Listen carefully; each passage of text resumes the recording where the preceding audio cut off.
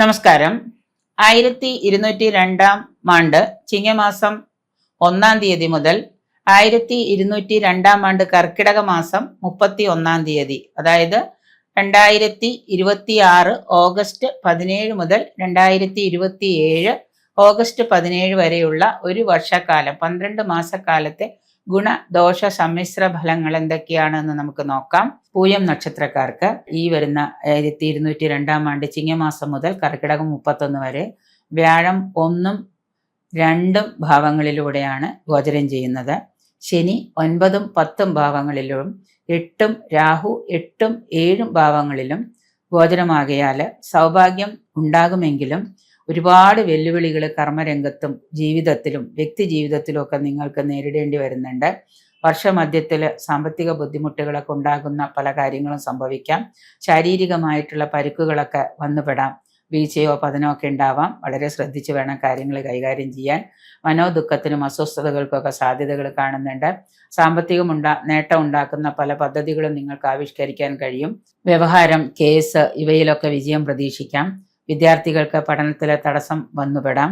ഉന്നത പഠനം ആഗ്രഹിക്കുന്നവർക്ക്, ഉന്നത വിദ്യാഭ്യാസ രംഗത്ത് പഠനമൊക്കെ കഴിഞ്ഞിരിക്കുന്നവർക്ക് പുതിയൊരു തൊഴിൽ കിട്ടാനൊക്കെ ആയിട്ട് തടസ്സങ്ങൾ ഉണ്ടാകുന്നുണ്ട്. വാക്കും പ്രവൃത്തിയും പരസ്പരം ഒത്തൊരുമിച്ച് കൊണ്ടുപോകാനായിട്ട് ശ്രമിക്കുന്നത് നന്നായിരിക്കും. ഉദരരോഗം, ഉഷ്ണരോഗം ഇവയൊക്കെ നിങ്ങൾക്ക് വല്ലാതെ ബുദ്ധിമുട്ടിക്കുന്നതാണ്. ദൂരദേശ യാത്രകൾ പലതും അലച്ചിലുകളാകുകയും അതുകൊണ്ട് തന്നെ ധനനഷ്ടവും വന്നു ചേരാം. കലാകായിക രംഗത്തുള്ളവർക്കും നാടക സിനിമാ രംഗത്തുള്ളവർക്കും ഒക്കെ അംഗീകാരവും പ്രശസ്തിയൊക്കെ ലഭിക്കുന്നതാണ്.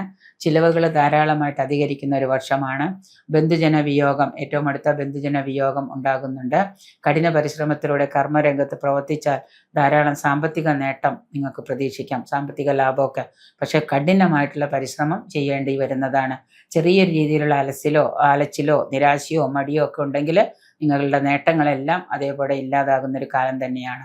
സുഹൃത്തുക്കളുമായിട്ട് സാമ്പത്തിക കാര്യത്തിലെ തർക്കങ്ങളോ കലഹങ്ങളോ ഒക്കെ വന്നു ചേരാൻ യോഗം കാണുന്നു.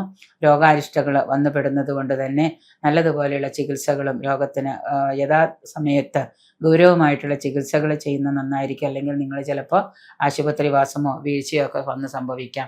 അതുകൊണ്ട് തന്നെ കൂടുതൽ ഗുണഫലങ്ങൾക്കായിട്ട് വ്യാഴാഴ്ച ദിവസം ധന്വന്തരമൂർത്തിക്ക് വഴിപാട് ചെയ്യുന്നതും മഹാദേവന് മഹാമൃത്യുഞ്ജയ ഹോമം പുഷ്പാഞ്ജലിയായിട്ട് ചെയ്യുന്നതും ഒക്കെ വളരെ നന്നായിരിക്കും. ശനിയാഴ്ച ദിവസം മഹാദേവ ക്ഷേത്ര ദർശനം അല്ലെങ്കിൽ ശാസ്താ ക്ഷേത്ര ദർശനമൊക്കെ ഒന്ന് പോയിട്ട് ചെയ്ത് പ്രാർത്ഥനയൊക്കെ നടത്തി ഈശ്വരാനന്ദ അനുഗ്രഹം ഉണ്ടാക്കാൻ നോക്കുക.